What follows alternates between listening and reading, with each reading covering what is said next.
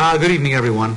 The closed session was not held, it was canceled, and so we will move on to the regular agenda. I'd like to call this meeting to order at 7:01 p.m., the May 20th, 2015 City Council meeting, and would all please rise for the Pledge of Allegiance, led by Police Chief Breezy.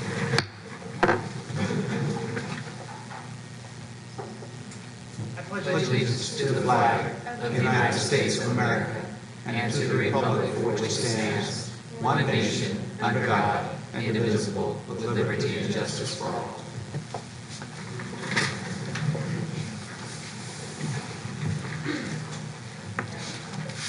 We'll have now we'll have roll call. Assistant City Clerk Souza. Correa. Here. Lewis. Here. Silvera. Present. Stonebrook. Here. Below. Number 5, consideration of approval of the agenda. Do I have a motion to approve the agenda? Mr. Silvera? I'd like to make a motion to approve the agenda as submitted. Do I have a second? Ms. Stonegrove? Second.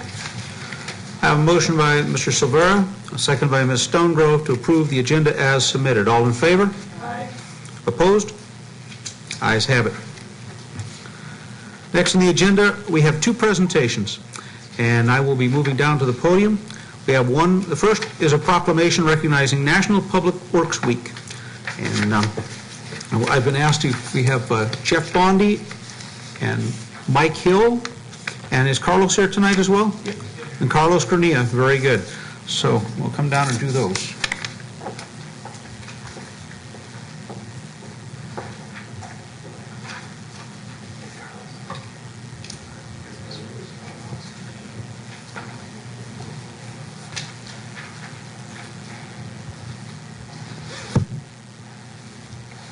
I have a proclamation here recognizing National Public Works Week.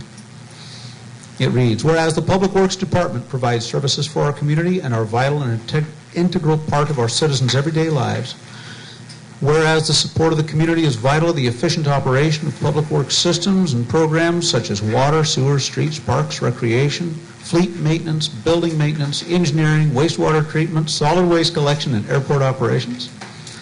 And whereas the health, safety, and comfort of this community greatly depends on these facilities and services, and whereas the quality and effectiveness of these facilities, as well as their planning, design, and construction, is vitally dependent upon the efforts and skill of public works officials, and whereas the efficiency and effectiveness of the qualified and skilled staff contribute to the quality of life that residents and visitors alike enjoy and rely upon from the City of Los Banos.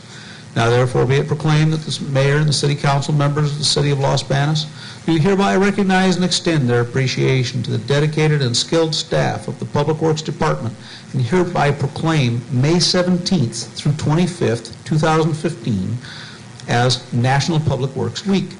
And be it further proclaimed that the City Council of the City of Los Banos requests that all citizens and civic organizations acquaint themselves with the issues involved in providing public works services to our community, and to recognize the contributions which our public works employees make every day to our health, safety, comfort, and quality of life.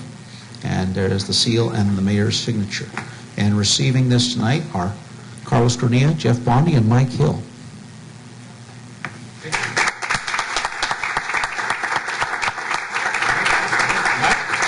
And I understand you have a few words.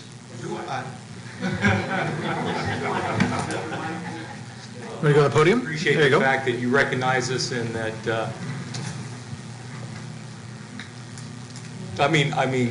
I'm kind of put on the spot here. I didn't realize we were going to do anything here, but anyway, I do appreciate the fact that you guys recognize the work that we do for you, and I appreciate the time I've been here.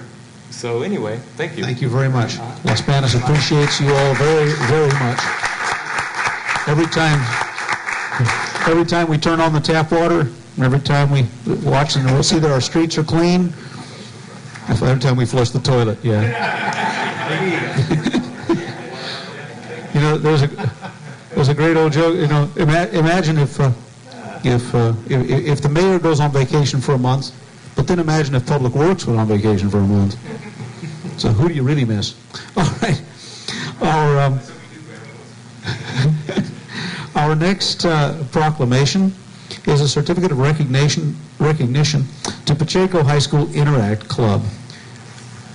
And they're going to set up here a little bit with a special item. And speaking tonight regarding this project is Sandra Benetti, our own City of Los Banos planning technician. Thank you, Mayor Pro Tem and council members. My name is Sandra Benetti. I'm with the Community and Economic Development Department. I'm here to introduce a project to you guys that our department has worked on with the assistance of the Pacheco High School Interact Club. Last summer, our Public Works Department was able to salvage 2 of the logos from our downtown monuments for our restoration project. And we wanted to involve the students in the community with the restoration of these logos. So we reached out to Pacheco High School, and the principal, Grace Taylor, put us in touch with Emily Shelburne, the Interact Club advisor. These students worked on these logos, and they restored them to what they look like today. One of the logos has been mounted to the wall above the mayor's photos in the lobby, and we would like to present the second logo here tonight to our Public Works Director and City Engineer Mark Fashion and the Public Works Department to show them our appreciation for their assistance in so many of our projects. So, thank you.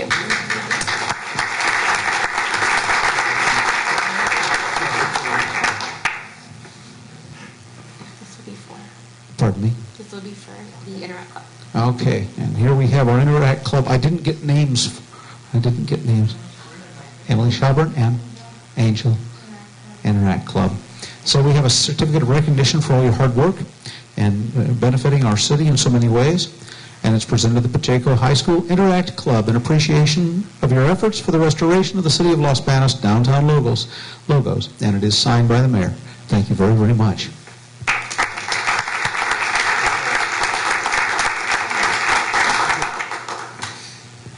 I want to thank you all very, very much for all your work.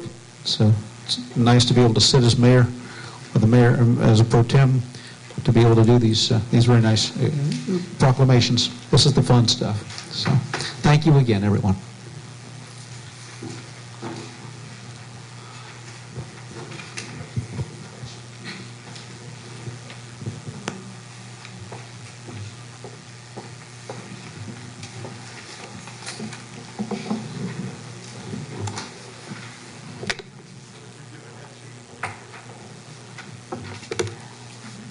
Very good.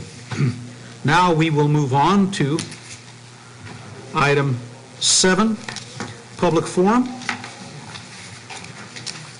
Members of the public may address the city council members on any item of public interest that is within the jurisdiction of the city council.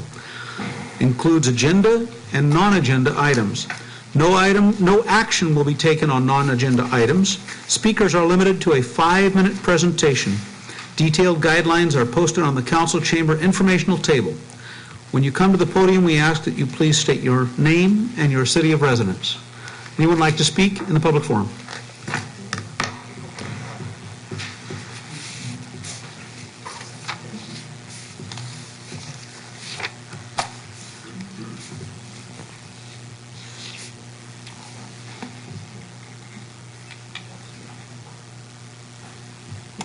Good evening, ladies and gentlemen. My name is Shirley Rose. I live in Los Banos, California.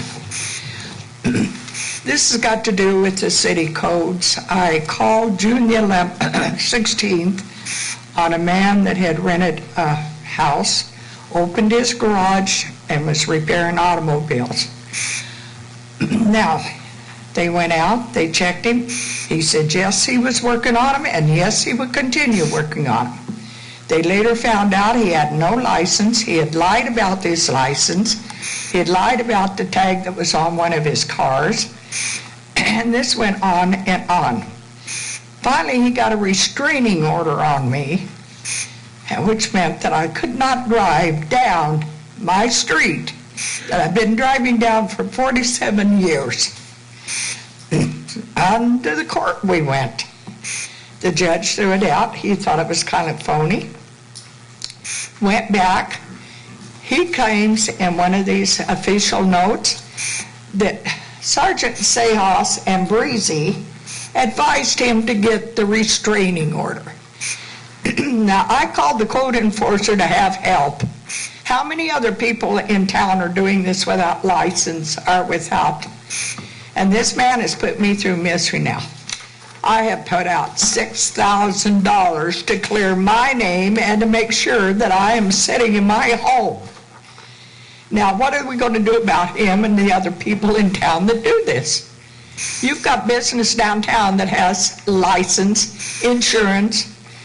As of today, the guy was going full blast, and every time you go by, he flips you off and he laughs. Now, can anything be done about this? Nobody knows, do they? I've called, and yet online it says in your little code enforcer what you are capable of doing as code enforcement. Now, you've got all of these volunteers. Mr. Breezy said he had to pay Sergeant Sahas overtime to get on this. Why couldn't he have used some of those volunteers that are trained for this? The life is miserable. It's getting miserable where you hate to call the police department anymore. Now, a guy across the street works on his car. I can't call. I wouldn't dare call. I might get another restraining order put on me. I'm a very vicious lady. Now, I don't know, is this going to stop or are we going to continue with it? Now, you guys are looking at me like, okay, she's senile. No, I'm not senile. I'm just damn mad. Why do you have these codes if you can't follow them? Does anybody know? No, you can't say. But don't complain too much because you're going to go to court and you're going to be, this man gets in there free and I got to pay an attorney. Now, enough is enough. We've done it all we can do, and here I sit with all these papers. You don't know what this man is capable of doing next. He says it's racist. It is not racist. I could care less. I've never asked him to move. I just asked him to close his garage. Now he's saying the city's going to give him a place so he can go and show these underprivileged children how to work on cars. But he doesn't have an income. So now how's he going to do this? But this man is getting away with things that if he lived next door to you, he would not get away with things. And I don't know, like I said, I don't know where we go from here. But I hope somewhere along the line, the code enforcer, our Chief Breezy, can do something about these people. I mean, okay, I know the time's up and I'm getting ready. But I thank you very much, and please see what can be done. Enough is enough here. And we thank you. We thank you very much. Thank you.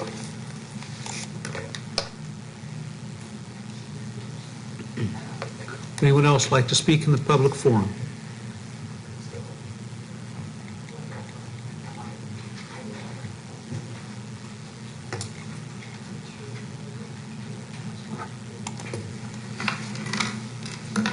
Hello, Bertha Faria, Los Banos Chamber of Commerce and Los Banos resident. The Los Banos Chamber of Commerce began our month by hosting our annual beer booth at the Merced County Spring Fair. We had a successful run and a great time meeting with the community. Our chamber, in cooperation with Kagome and Españas, held a lunch and learn seminar for the new 2015 labor law updates. A very informative presentation with a wealth of information for employers was given by Kelly Borelli. The Chamber has been proactive in bringing these opportunities to our businesses. We are now busy planning our second annual Father's Day in the Park.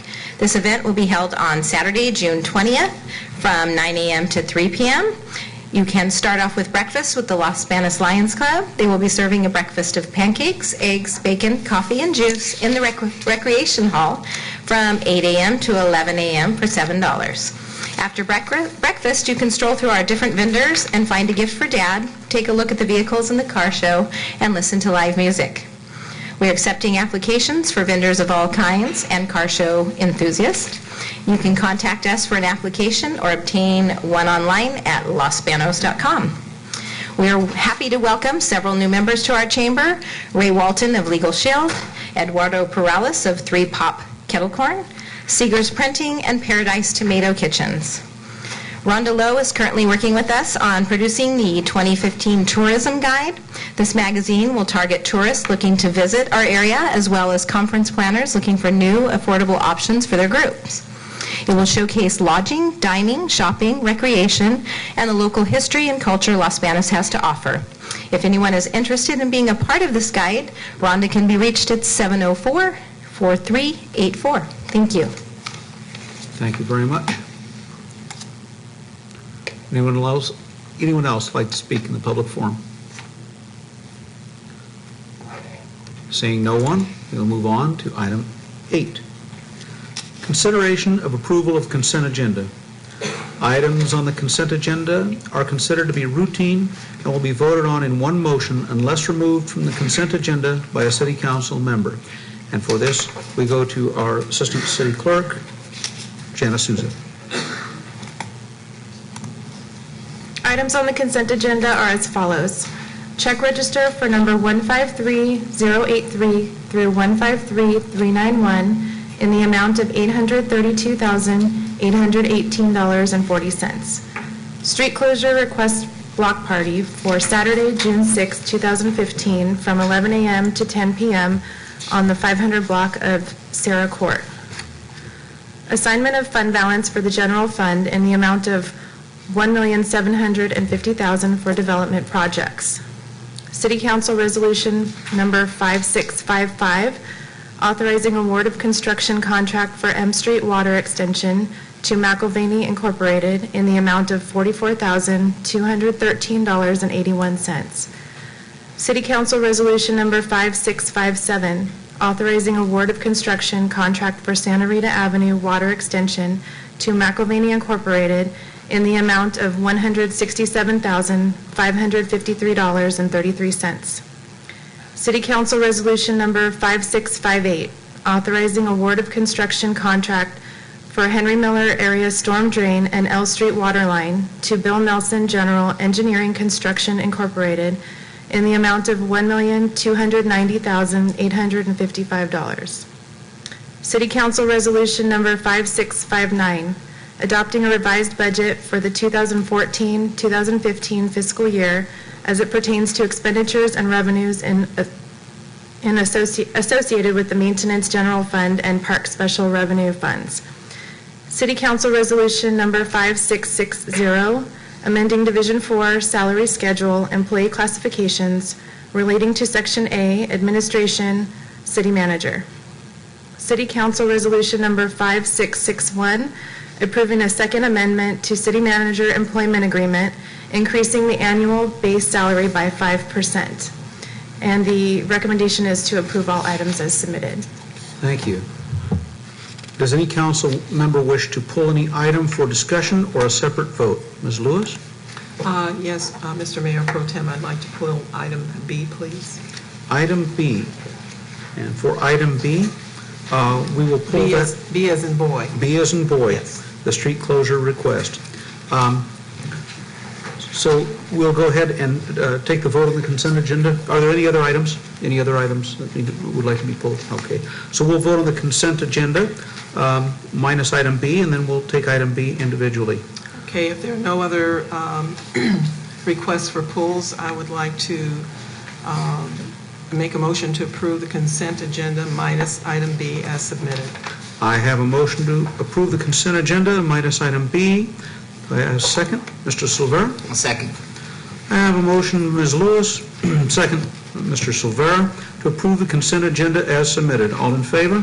Aye. Aye. Opposed? None? Carried. Now we'll go to item B, street closure request for the block party, and we'll go to Chief Breezy.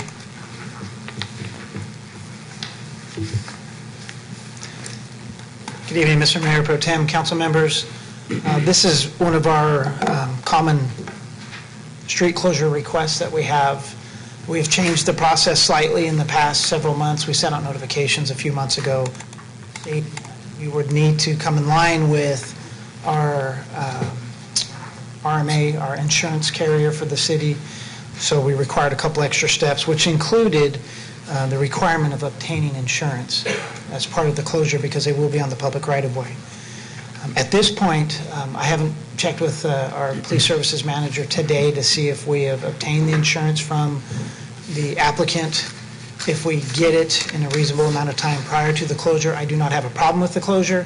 However, if the insurance is not obtained in a reasonable amount of time, we will decline and turn away the closure request. I hope that's what you're looking for by way of a comment. Excuse me, yes, that's part of it, and I was looking over the application, and of course, the dates change, but I think we probably, on our application process, should put something in writing to notify anyone who's applying for this type of closure as to what a deadline date would be, whether you're going to give them 5 days before the closure, 2 days, whatever. Because at this particular time, it only states that if the insurance is not obtained, that the event will not happen. So That's actually a very good comment. It is addressed in page 1 of the application.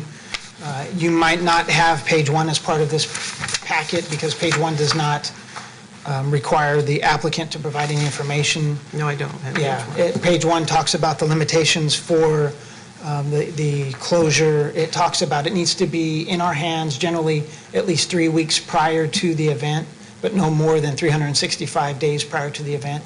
Are you speaking of the insurance or the application? The application, which includes the insurance.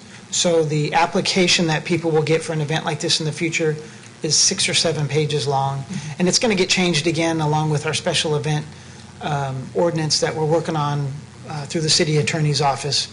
This was just a stopgap measure to come into compliance with our RMA, but your point is well taken, and there is on the very first page of the application, I'd be happy to provide it to you, a requirement to provide it 3 weeks ahead of time. I think in this case what happened specifically was the applicant was either not provided page 1 or there was some other miscommunication with the applicant, so we let this one go through because of the time frame. But generally speaking, it is already written into the application process that we have to have the application from beginning to end completed thoroughly at least 3 weeks prior to the event. Okay. All right, thank you. Good catch. Mr. Silvera. Chief, could you refresh my memory? Because I'm just not recalling, when was this changed? And was this changed at a staff level, or was this when you're talking about requiring the insurance? I don't recall ever. Yeah, no, that's a good question as well. The previous closure request was a very limited document, and I don't recall the circumstance under which I started researching our requirements under our insurance carrier to get insurance from applicants in cases where they use our public utilities, our streets. I found out very quickly that it is a requirement that they have, generally speaking, $1 million of insurance when they operate on our streets or public right-of-ways in an event like this. So what we did was in advance, probably about a month, I want to say it was in January, I'd have to correct my timeline if I'm wrong, but a couple months prior to this change, we collected all of the names for anyone who asked for a parade, a street closure, or another event that was going to be required under this special event permit. We collected all those names from 2014, and we sent all of them a letter saying that we were going to be changing the process at least 2 months in advance, and that the process would be specifically what we've set out in the special event permit.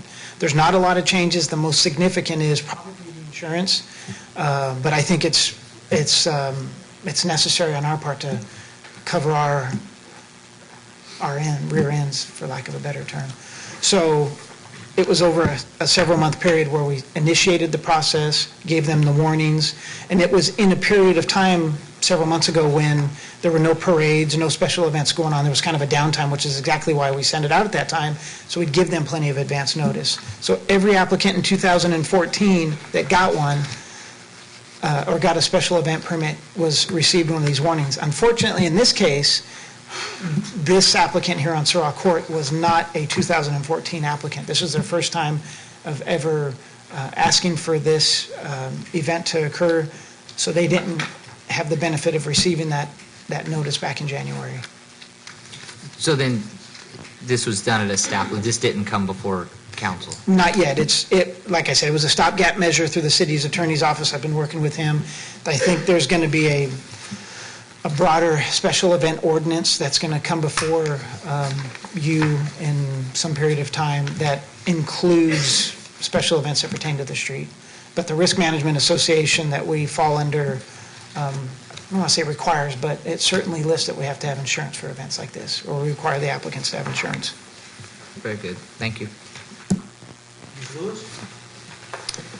No, if there were no other comments, I'll go on and finish the motion on this Thank you. particular item. Any further questions or comments on this item? All right, Chair will entertain a motion. Yes, Mr. Mayor Pro Tem, under item 8, I'd like to make a motion to approve on the consent agenda item B with the corrections as submitted to us today. And second, Mr. Silvera. I'll second. I have a motion by Ms. Lewis and a second by... Microphone. I have a motion by Ms. Lewis and a second by Mr. Silvera to approve item 8B, street closure request for the block party Saturday, June 26, 2015, 11 a.m. to 10 p.m. on the 500 block of Sirrah Court. All in favor? Aye. Aye. Opposed? Motion carried. Thank you very much. Thank you, Chief Breezy, for the explanation. Now move on to item 9.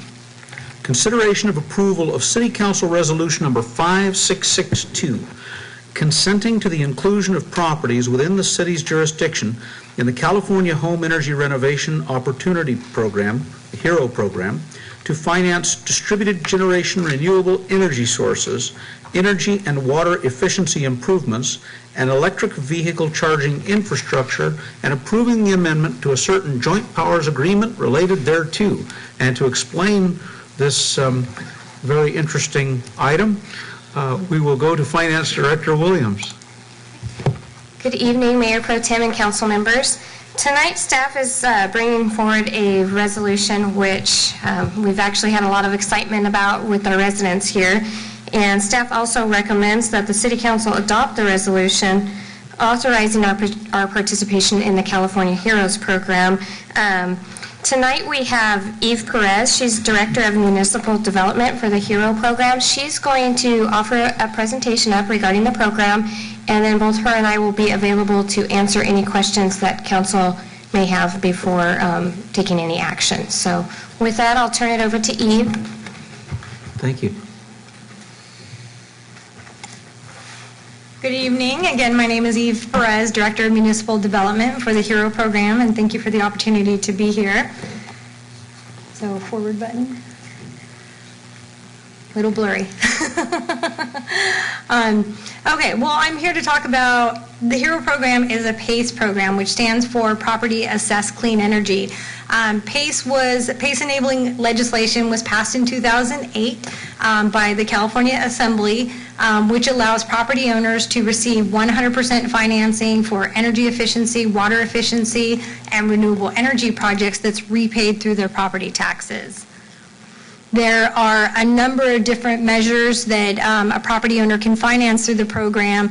Just as an example, they can put on a new roof, meaning a cool roof. They can do solar, high efficiency air conditioning. What's really popular right now are water saving projects. So artificial turf is being done throughout the state given our water crisis. Irrigation controls, gray water system, any type of project that would lead to water savings that we have deemed and already vetted would lead to energy savings, water savings, or renewable energy is already in our pre-approved list that property owners would have access to. HERO is the largest PACE provider in the nation. We now finance 95% of all PACE projects across the nation. Reasons why jurisdictions, The reasons why jurisdictions choose PACE, because projects lead to job creation. I'll talk about the contractors in a minute, and that's who's generating these jobs. Stimulates the economy. These projects lead to reduction in greenhouse gas emissions, and it helps property owners lower their utility bills. And this is all at no cost to the local government, no admin, and no risk as we fully indemnify the jurisdiction. Oops. Put it back. The way our product gets out to property owners is through contractors. So contractors are already familiar with financing. When they're sitting at the kitchen table with property owners, they're providing them with solutions on how to pay for their project. So this would just be one added solution for a property owner. So we provide very comprehensive training. We actually have in-field support in addition to some online training, but more importantly, in-field support for the contractors. There are a number of consumer protections in place. We require that all the contractors are licensed, bonded, and insured. All the projects are permitted. We watch out for price gouging to protect the consumer. In addition, contractors are not paid until property owners sign off on the project. I mentioned we're the largest PACE provider. We've now funded $620 million in projects, which has led to, more importantly, the job creation, 5,275 jobs statewide. We've helped property owners reduce their utility bills by $1.3 billion. And what we're seeing more and more of is, again, the water. So far it's $4 million. We expect that to increase tenfold this year alone. Let me go back to that just for a second. I also want to mention we're now in 309 California communities, and then locally we're in Atwater, Livingston, Merced, and also the county. You can't read this, but you would have access to real-time data. So all of our data is live, and you would be able to access it by cell or laptop. You'd be able to see how many contractors are participating in Los Banos, how many jobs have been created as a result of the projects, greenhouse gas emissions, utility bill savings, all of those stats your staff would be able to extract and integrate into your local reports. These are just some quotes from some local, one from a mayor stating that because of the HERO program, I would have to walk over here for a second. Their community is better employment, increasing environmental efforts, and boosting their economy. We also have a contractor boasting that they were able to create 22 new jobs as a result of adding this financing option, and then a property owner boasting about the utility bill savings. We have received a number of awards, including the Governor's Environmental and Partnership Award. And then these are basically the steps. So once you adopt the resolution, then we go through a judicial bond validation process. That's what we do independently. No staff time is required. Again, there's no admin on the city's behalf. Once we're done with that validation process, which takes approximately 2 months, we would come in and train your city staff in case there's questions from property owners on what is this program, what does it do. Your staff's prepared. But most importantly, we train the contractors. So again, they're our boots on the ground. They're the ones introducing the financing to property owners, and then we would officially launch the program. So that's it, and I'd like to open it up to any questions you might have. Mr. Kerrigan? Eve, thank you for coming down. It's rare when I get a request from every single council member and most of the planning commissioners, and it was about this program. It's long overdue. I want to thank the enterprise. They're going to help us get the word out in an article, hopefully in this week's paper. But thank you for coming down. It's a great program. I didn't know about the drought tolerant, the water conservation portion of what you do. I was one of the folks that thought it's solar panels, that's it. And so, but the red folder's on my desk. I thought I had it with me here, but I have been going through it. I'm looking forward to learning more, but I know you're going to get a few calls from our community. So thank you for coming down. Welcome. Thank you very much. All right. Ms. Lewis? Thank you. Just a couple of questions, and I was excited to see this on the agenda because I had spoken to our city manager about 2 months ago. I had received an email, I think Modesto started this program and saw how successful it was, and so it drew my interest in to allow residents who had property here in Los Banos to be able to afford solar. That's the first thing that came to my mind, and not have to put a lot of cash output to do this. A couple of questions I want to ask, and that was in the body of the presentation that we received, it talked about prepayment options. I'm sure whatever the total cost of this is, it's financed over a certain period of time, which maybe you can, kind of enlighten us on that. But if a customer wants to pay it off early, there's a pre-penalty payment for No, there's no prepayment penalty. Okay, that's good. And so could you give us an example as to, let's say, an average cost, let's say $20,000, $25,000 for a solar system, financing that over X amount of period of time? do you have any idea what a customer would be looking at as far as cost on their taxes? It really depends on the solar system, but, well, you said 20,000, so that would probably be roughly about $1,500 a year added to the tax bill, keeping in mind that most property owners have an impound account. So what they're really looking at is an incremental increase in their mortgage payment each month, and that includes the impound account. They can pay it off, so the maximum that we'll do is 20 years, but that matches the usable life of the product. So just as an example, if they replace an air conditioner with a high-efficiency unit, the maximum they would be able to finance that is 15 years because it's been deemed that that's the maximum usable life for an air conditioning unit.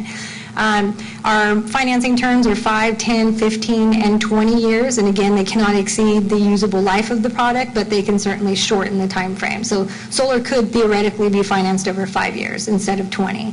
So when you say an impound account, that means a customer has to set up an impound account for payment on this, or is it just when you get your tax bill, there's, say, roughly $1,500 added to your tax bill annually that you have to pay? So it would feed into however they're paying their property taxes already. So for property owners who already have an established impound account with their mortgage, then they would just be, we provide them a document once the financing is complete. We provide them a document to provide to their lender so they know how much to increase the impound account by. So for those who don't have an impound account, they have an option at any time with their bank to establish an impound account if they'd like to spread it monthly instead of pay twice a year. Okay. And then there's an annual fee. Is the fee a percentage based on how much you're purchasing, or is it just a set fee? Right. There's a one-time administrative fee of 4.99% for the projects. Okay. And so there's no annual administrative fee? There's a small $35 administrative fee that's paid to the county for administering it on the tax roll. All right. I think that's probably it. Oh, the only other question is, it says that certain mortgage providers require that assessment be paid off at the time, but that's between you and your bank. That has nothing to do with your program. Exactly, and that's like worst case scenario. So just as an example, if a new buyer came in, because it is part of the property taxes, any remaining balance at the time of sale would transfer to the new owner. However, if the new owner, if that pushed them over their debt to income ratio, it can be paid off, and again, at no prepayment penalty. Okay. Thank you very much. Any other questions? Mr. Silvera? Just a really quick comment is I did get some emails from some folks that were interested in the program, and it sounded like that we just needed to get it worked out on our side. I want to thank our finance director, because I know when I talked to her, she was going over the wording and making sure that all our I's were dotted and all our T's were crossed. So thank you for sharing the program with us, allowing us to be a part of it. If I had one request is, when you guys come to do staff education, if you will, training, I would like to just be a part of that, because I have people that are emailing me and asking me about it. Of course. And I just kind of want to better educate myself on the process, and so I can give good information back to those folks that are emailing and calling me. Great. So, thank you. Any other comments or questions from council or staff? Well, thank you for coming out in this presentation. It's nice to see staff going forward with this. And the item calls for a motion. And so the motion is to approve City Council Resolution number 5662. As read earlier, Mr. Silvera. Mr. Mayor Pro Tem, I'd like to make a motion to adopt City Council Resolution number 5662 as read by title. I have a motion by Mr. Silvera. Second? I'll second the motion. I have a second by Ms. Lewis. I have a motion by Mr. Silvera, a second by Ms. Lewis, to approve City Council Resolution number 5662. All in favor? Oh, excuse me. Discussion? Director Wood? No, he's just anticipating his next. Okay. Thanks. I forgot to call for discussion. I apologize. Any further discussion on the item? If there is none, all in favor? Aye. Opposed? None. Ayes have it. Thank you very much. Thank you, staff. Thank you.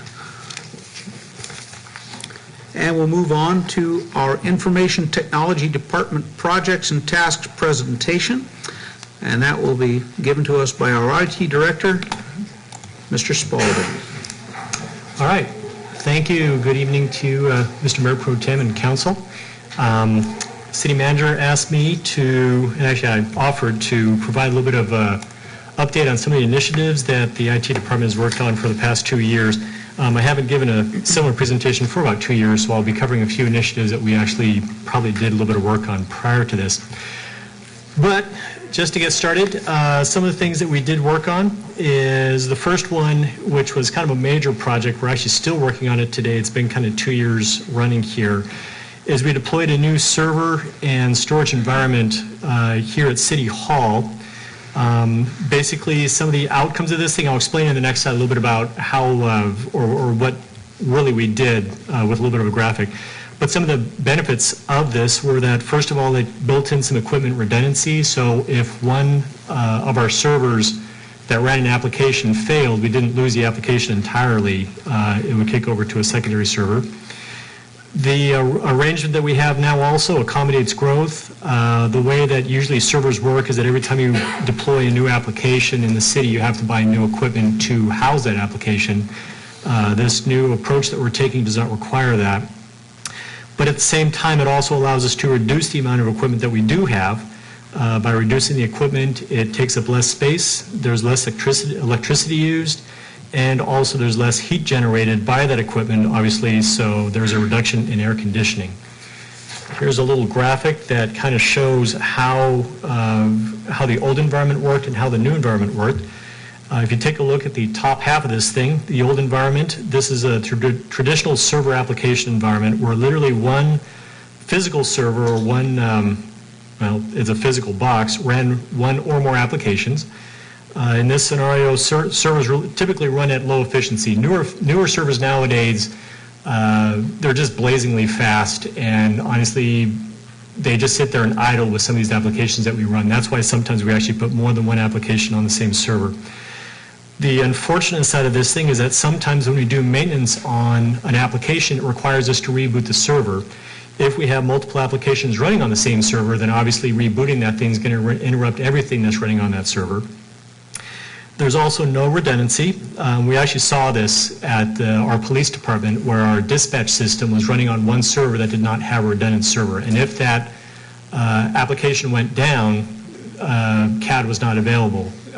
With running things the new way, it kicks over right away to a backup.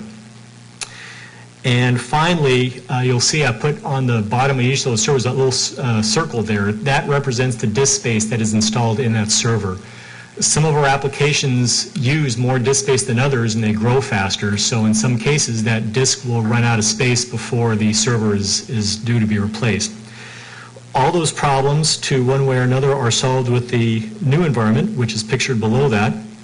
You'll see there that we have actually 2 servers rather than the 6 I have above there. Just to let you know, those 6 on the old environment probably represent about maybe 12 or 15 servers. But on the bottom, you'll see we now have 2 servers. And with those little lines there, you'll see those little smaller boxes in yellow. Those represent what we call virtual machines, or servers that are running on the physical server itself. So literally one server is able to have, I guess you might say, multiple personalities, so they're all running independently. So basically, first of all, the problem I mentioned earlier is that each of those servers on the old environment were running at maybe 10%, and they're rather inefficient. Now that we have several servers running on the same physical box, you can add up, 3, 4, 5, maybe 8 servers, 8 times 10 or 5%, and you're going to get a much better efficiency out of that. Also, each application can run on a separate virtual machine. We don't have to pair up applications to run on the same server. So one thing that helps with is that if we have to reboot one of these virtual machines to reboot the application, we don't have to take out multiple applications to reboot that one. The software that we have running on those servers allows it such that if it sees that one of those yellow boxes fails, it will just automatically reboot on its own. And we can also exchange things. One of the nice things about having 2 physical servers is if the yellow boxes or the yellow diagrams below server number 1, if we need to actually reboot server number 1, we can take all those yellow boxes, move them over to server number 2, and then deal with server number 1, so we don't actually lose continuity with those applications at all. Finally, on the far right there, you'll see that big circle. That represents the disk storage that are shared amongst all of those yellow boxes. We can grow that one big lump of storage. We don't have to worry about the fact that, one server is going to run out of space. We just basically partition some more space off that server. So this was a deployment that we really were excited about. We did this first for the police department. They got some huge efficiencies. We're in our little server closet over there, we actually had 2 enclosures about 6 feet tall, just full of servers that were running. We're now down to 1 of those enclosures, and we actually have some more space that we can free up. So you can see it's a big savings in electricity, space, and air conditioning as well. Next, we did a little bit of a redesign on our website.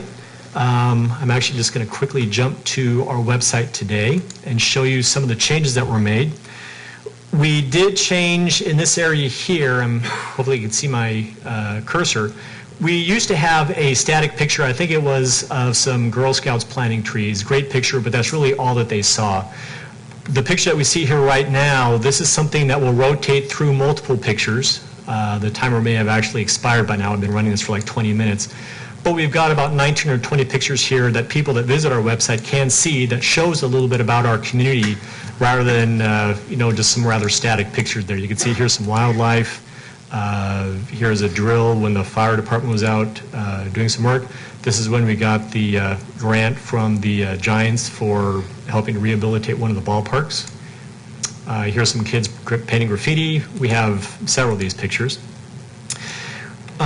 We also now have drop-down menus which will make life a little bit easier to navigate, where now instead of having to click on something individually, you can actually go down through these menus and click on things that will actually appear. It actually makes better use of space.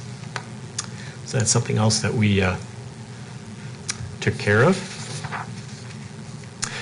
Some of the other work that we also did, we were able to get some funding with the help of our finance department and city manager to install a generator for our server room. The reason why we did this is because before we did have a battery backup system that would hold that room for about 30 minutes in case of a power failure, but once that battery backup expired, the servers would just shut down, especially in the middle of the night if nobody could get here fast enough to shut them down gracefully. Those of you who know or who use computers are probably aware that you don't just pull the plug on a piece of computer equipment. You want to shut it off first, because if you then start it up again without shutting down gracefully, who knows what's going to happen. The other problem that we also had with this is that the server room, the air conditioner was not on that battery backup. It's not designed to be on a battery backup, so literally that room would heat up and get up to, like, in that 30 minutes, it could get up to about 120 to 130 degrees. At that point, you start actually doing physical damage to your equipment. It could start breaking boards and all that kind of stuff. So we did look at deploying this generator to allow for power to be provided to these servers and also critical equipment. We have our internet access in there with that. Also our government channel broadcast, our email, and our utility bill online payment stuff. So literally all these critical applications can continue to run even if we did lose power. And I think that generator is good for literally holding our power for about a week. Hopefully we never have to get there, but certainly it's going to be enough to hold us over for a while. It also powers the air conditioner, so we're covered there as well.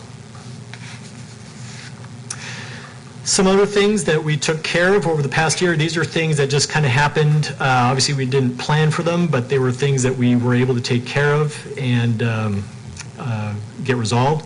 One of them is that our server room air conditioner failed, and we had to get a whole new air conditioning system. It is there now. It's operating pretty well. We do have some equipment in that server room that we'd like to get out, because right now the equipment that, or the air conditioner that we put in there is a little bit taxed, but once we start continue to work on that project I showed you earlier where we're removing servers, that will help that out a great deal. This next one, the council chambers audio control equipment, probably a few months ago, during actually one of our council meetings, the audio control equipment failed entirely. There was no more audio going out to the Comcast channel or out over the internet. It was due to a failed, it's called a digital signal processor. We worked with a vendor to replace that device, and it did restore the audio, worked great there for a little bit. But then about 3-4 months ago, I noticed that the Crown amplifier in the back room there that actually powered and sent the signal to the overhead speakers in this room, that thing failed. So I went out and was able to acquire a new one. But that actually identified kind of a problem that had been going on for a while, is that the digital signal processor, the first piece of equipment that failed, that thing was not configured correctly actually to send a signal to the speakers in this room. So we did some investigative work, we found out what the problem was, and we did get these speakers to work again. I don't know if you at the dais can hear the difference in the sound in this room, but the audience probably can. If you've been to council meetings before, you can hear better sound in this room. So hopefully this negates the need to be hiking the volume on the microphone system in this room up and down. It's kind of a drag in the past. Finally, the last one that we have on here, this was something that happened, I think, on a Saturday or Sunday morning at 3 in the morning. We had repairs that needed to be done in the police station. There was a plastic condensation line hooked up to the air conditioner in our network closet that broke. Basically, an animal had chewed through that plastic line, caused some water to drip on our phone switch, which obviously is a bad thing to happen, and that caused the phone switch to fail.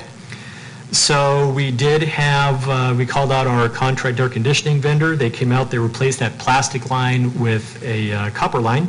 We also called our phone vendor. They're quite a ways out of town, but they were able to make it here in a few hours, and they were able to get that up and running as well. But I put this item in here kind of to show that, you know, literally IT for the city is a 24/7 operation. This is one of several calls that we get outside of work hours just to literally get you know, systems that our police department, fire department, and a variety of others rely on all the time up and running. We also made some changes to our government channel. As of about 6 months ago, the two options that people had if they didn't want to come down to this meeting tonight to watch our council meeting would be to watch it on Comcast Channel 96. There they'd see a live broadcast of our government channel, which includes both this meeting, the school board, and also replays of those meetings, as well as the Board of Supervisors and various others. There's also a bulletin board of community events. And on our website, we also had a live broadcast of the government channel, and residents also had the opportunity to go out to our website and actually watch prior council meetings kind of on demand. They can watch one from, let's say if they really felt like it, they could watch a council meeting from 2 years ago, you know, literally at the click of a button. Some things that we added to this is that, first of all, I did learn that AT&T with UVerse, they also will allow us to broadcast our government channel. So now those AT&T UVerse subscribers, if they feel like watching the government channel, they can tune to Channel 99. And I think it gives them a few options. You have to choose which city you want to watch. You can watch a few different cities, but Los Banos is listed there now. The other one also is that this is something relatively new. Not an awful lot of cities are doing this, but YouTube has the ability to stream a live airing of our government channel over YouTube. The benefit of that is that previously, you could see here that our website only allowed people to watch this if they have a Windows computer. With YouTube, this is open to users of Windows, Apple, iPhones, iPads, Androids, basically any devices that can run YouTube. And actually, I'm going to give you a little demo here of how this all works. Here's our website, and what you would do is you would scroll down and click on the residence button, and it loads up. You'll see here on the left is a government channel option. You click on that, then you scroll down here, and you can see here this option is to click here to watch the government channel from the Los Banos YouTube channel. Click on that. I've got my sound muted, so don't think that the audio doesn't work, but we'll get in here. The first thing listed is our live feed. I'll click on that. And there's about a 5 or 6 second delay, but here is our live council meeting on YouTube. So this gives our residents another option if they want to watch our council meetings. they can watch them. So that is that little demonstration. Oops, let me get back to this guy. Okay, so finally, a couple of long-term plans that we have. The first one is that we have asked for funding, and we look forward to doing this project, assuming it gets approved. And I've spoken to council a few times about this. The first one is that one of the challenges that we have in the IT field is that the bad guys who are getting information that they shouldn't have access to, they're working 24/7, and there's a lot of them. I think all of you have heard of, situations that have happened where credit cards have been taken by a break-ins at Home Depot, Target, various other vendors. Those vulnerabilities are not just unique to Home Depot, Target, and some of those others. They're quite common to literally everybody. Some people don't hold the same information, others do, but still there's information that really should not get out in the public realm that really our customers entrust to us. So one of the things that I've been looking to do that's been identified is to get some new network security devices for the various sites here at the city to literally safeguard us and make sure that we have the latest security solution in place. The equipment that we're replacing, quite frankly, is not terribly old. It's only about 7 years old. But in the computer realm of things, that is quite old because the technology back in 7, 8 years ago, the vulnerabilities were not there. People had not figured out as much as they have now. So that's something that we're looking forward to doing. The last one is that our phone system, we have to make some choices as to what we're going to do with this. Our existing phone lines, they're called Centrix lines. They're basically a derivative of the old, they call them POTS lines or plain old telephone service. They're similar to the phone lines in your house. Basically, they're going to new digitized phone lines. Those of you who have UVerse right now or DSL, that is the newer technology. The AT&T has informed us that they're going to actually turn off our Centrix lines if we don't abandon them sooner by the year 2020. So it gives us an opportunity to make some changes as to what we do, from here on out. The equipment that we actually have to run our phone systems here at all of city facilities, it also is relatively old. I've been here now a little over 7 years, and I think the equipment that we have predates me probably by about a few years. So we can either replace that, which is a rather costly solution. Another solution would be to buy some new equipment that would literally take the digital equipment, turn it into signals that can work with our old equipment and keep the old equipment up and running. A risk associated with that is that the older phone equipment is, quite frankly, older, and also it is, prone to fail. We did have, I think, an issue at the fire department. It wasn't a major issue, but it was something we had to replace some of that, some of the cards in the older equipment. So it gives us an opportunity to take a look at the equipment that we have, whether or not we want to look at some newer equipment, whether or not we can leverage some new functionality in that newer equipment as well. And that really kind of gives a summary as to what we in the IT department have been doing, what we plan to do. Before I open this to questions, I did want to mention the IT department. I rely very heavily on the 2 IT technicians, one of whom is here tonight, Abel Parsad. Joey Garcia is at home tonight. I do have to give a lot of credit to them. A few slides ago, I talked about that YouTube thing. That really was Abel and Joey's doing. I think I talked to Pastor Bruce Rivers, who told me that during some of his sermons, he's actually able to broadcast it live over YouTube, which I thought was kind of a neat idea, so we looked into it. And as I looked into it, I kind of passed that on, saying, this would be a great thing to do. I passed that project over to Abel and Joey. Both of them are the ones who took that project on. We had to get a minimal amount of software licenses, but we didn't have to buy new hardware. We didn't have to spend a great deal of money to get it up and running. And now a lot of people I know who have been looking for ways to watch council meetings rather than just using a Windows computer can make use of that. So again, my thanks to Abel and Joey for helping out with that. And are there any questions by y'all? Mr. Carrot? Rick, I want to say thank you, Abel and Joey. I hope you're watching, because I had countless requests to be able to watch our council meetings over these phones. I did not realize there were that many people that were that interested in what we were doing.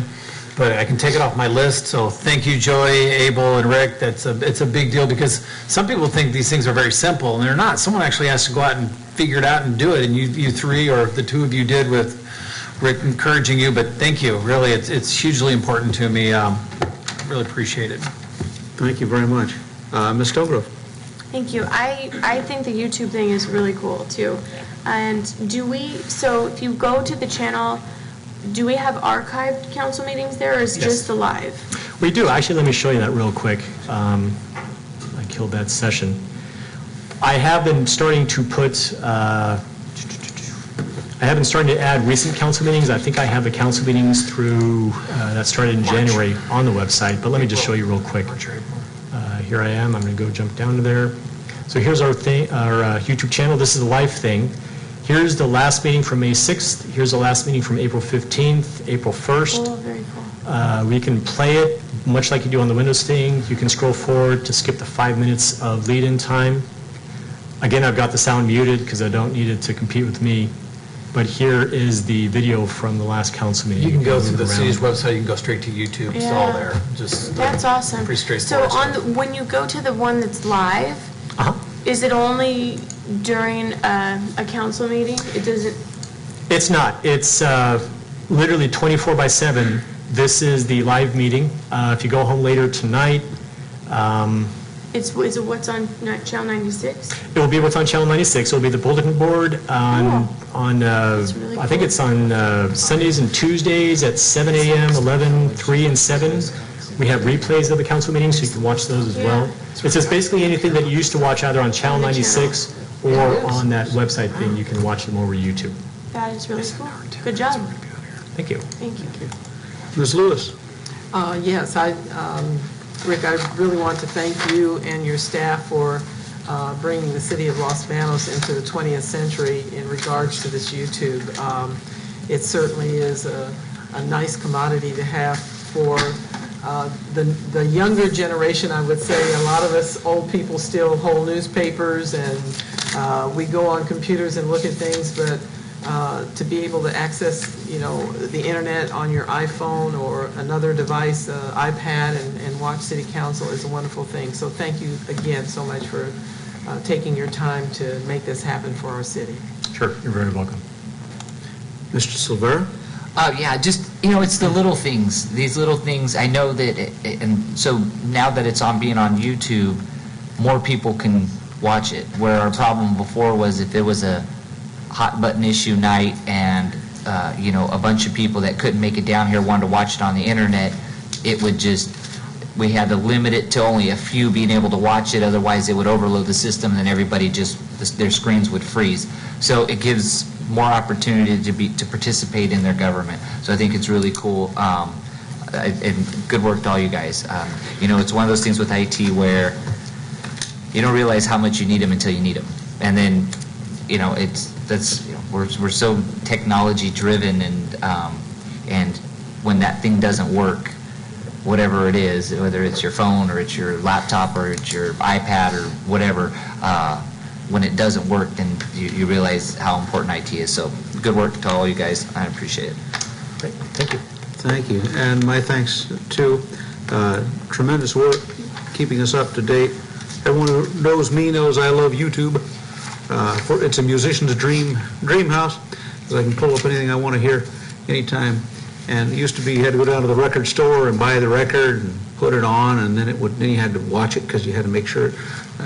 This way we can watch anything, listen to anything we want, and now we've got that courtesy with City Hall, and that bottleneck was a problem before. I think only 18 or 20 some odd people used to be able to watch that through the computer. So now with YouTube, everyone can watch it. So I'm very pleased to see that. Thank you very, very much for all your hard work, all the staff on this. This is wonderful stuff. Any further comment or question on item 10? If not, we'll move on to the advisement of public notices, and for that we go to Assistant Planner Elms. Thank you, Mr. Pro Tem. So for our next Planning Commission meeting on Wednesday, May 27th, we have one public hearing item. It is for a conditional use permit for a Type 41 alcohol license. This would be for the on sale of beer and beer and wine in conjunction with an eating establishment. This is for the Pizza Factory. They will be located at 2160 East Pacheco Boulevard, Suite K. This would be in the Food for Less Shopping Center, just behind Panda Express. So this Planning Commission meeting, they will be making a recommendation to the City Council. Thank you very much. There we go. City Manager report. Mr. Kerrigan. Thank you, Mayor Pro Tem. I have a couple of items. We'll be having our budget workshop on Tuesday, May 26th at 5 o'clock in the chambers. Please come down. I'm really happy to announce that the courthouse is, I'm going to call it under construction. They had their trucks out there on Monday. They were doing some surveying. They were crushing concrete yesterday, today. So, Sonia, thank you for working on that one for us. Really appreciate that. The groundbreaking is June 19th. More information will be coming on that. This Friday, May 29th, so it's not this Friday, it's next Friday, May 29th, from 10 to 2 at Bethel will be the Homeless Connect, and that's where homeless get connected with services throughout Merced County. If you have any questions, contact me at City Hall or Pastor Hammond at Bethel Community Church, but it's at 415 I Street. And again, it's Friday, May 29th from 10 to 2. And the last one I have is just I want to wish everyone a happy and safe Memorial Weekend. Enjoy yourself. Thank you very much. Now we'll go to council member reports. First on tonight is Mr. Silvera. Thank you, Mayor Pro Tem. A couple things I want to remind everybody again, coming up on June the 8th at approximately 2 o'clock at the O'Banion Buildings at the fairgrounds. It's Donate for Debbie. It's a blood drive in memory of a good friend of mine, Debbie Pereira. So I say it all the time, giving blood is like giving the gift of life. And I know you guys follow, I've listened to a lot of radio, and they're constantly making calls out to the public that they need blood. They're O negative, the universal blood, their supplies are, I heard the other day they were down to like 8 or 9%. And so if you can do it, would love to have you out there. It's a nice little deal. It's not your standard run in and you come out and you get a Twinkie blood drive. It's a full-on, they feed you very well down there. Antone Giannoni, Danny Fialo, these guys all get together and they cook. I mean, you can have a full-on lunch when you get done there. So I would encourage any of our staff members and city employees to come down and donate. I know that if we can get a group of them, talked with the city manager, that we'll be able to maybe get a time blocked out before the actual blood drive starts, that you guys could go down there and we could get get a lot of people in and out of the process. So hopefully you guys can mark that on your calendars. Next thing I want to say, congratulations to Jake Sawyer. I attended this morning his badge pinning ceremony. He is our newest member of the fire department. He was promoted to firefighter position this morning. So congratulations to him. CASA. So a friend of mine that is now on the CASA board, Diane Neves, sent me an email and asked me to just send out a little reminder at CASA. At CASA, we're hoping to find more people interested in becoming CASA advocates, people willing to be a positive role model in abused, neglected children's lives. Children in the foster care system need supportive relationships and interactions in their lives. This is where CASA is so necessary for foster care children. She asked if I could mention it tonight. Their goal is to have an advocate for each and every child. We have a long way to go to get there, for sure. We're looking for people who want to make a difference in a child's life. If you're interested, you can call CASA Merced County Executive Director Shar Herrera for more information on how to become an advocate. And the number on that is 209-722-2272. 209-722-2272. And then one other quick note is CASA's fundraiser. They do 2 fundraisers a year. They have one on the east side and one out here on the west side in Los Banos. Just as a kind of save the date, think about it. I know it's a little ways out, but they are going to be having their fundraiser out here in Los Banos on September the 12th, and more information will be coming along with that. And with that, I want to wish everybody a happy Memorial Day. Be safe out there, and we'll see you guys next month. Thank you. Ms. Stonegrove. Thank you. I have nothing further for this evening. All right. Thank you. And Ms. Lewis? Thank you. I just want to remind the public that we do have Memorial Day services at our National Cemetery in Santa Nella on Sunday the 24th, and I believe it starts at 10 a.m., and also at our Los Banos Cemetery on Monday the 25th at 10 a.m. Thank you. Thank you, Ms. Lewis. The Memorial Day, Santa Nella, if you have not been out to the Santa Nella Cemetery on Memorial Day, it's just, when you, the road is lined with American flags, and it will floor you. And so if you can get up there, it really is a beautiful thing. The ceremony up there, I believe, starts at 9. I have a 9:30 for that one. No, the Monday ceremony is 9:30 here on Monday. But Santa Nella is. Do you know what the time is on Santa Nella? 10 a.m. for Santa Nella. Okay, so get up to that one. It's beautiful, and then you can get 2 ceremonies in for Memorial Day. We remember those who've fallen and gone before us. Be very safe on Memorial Day weekend. Some people get a little bit crazy, so take your time. My mom used to say, you got to drive your car and the other guy's car too on 3-day weekends. Father's Day in the Park, Chamber of Commerce. I have put together, last year I did a reunion band with my old rock band, and this year we've put together a band with Debbie Lozado. If you don't know Debbie, she is a tremendous musician. She has her degree in music from Indiana State, and she's going to be singing Heart tunes and Fleetwood Mac tunes, and Kyle Chapman's going to be playing with us, and Patrick Gomes, and Pedro Carrillo, and Dr. Carter, and we're going to be doing that. And that whole day is going to have music. Shay Mejia Gomes is going to be playing and singing, and Fur Drive with Vanessa Lovato and Kyle Chapman, they're going to be playing. So essentially it's a Women of Rock Day, and so we're going to have female vocalists all day long, some really good ones and some fun stuff. We're trying to do some tough covers and take it a little bit of homework, and it's going to be fun. So we hope you can make it out there, and we'll see you again before that. And I think that does it for the evening. Oh, congratulations, Jake Sawyer, once again. Congratulations on your promotion there. So I will adjourn the meeting, and we were going to adjourn to 5 p.m.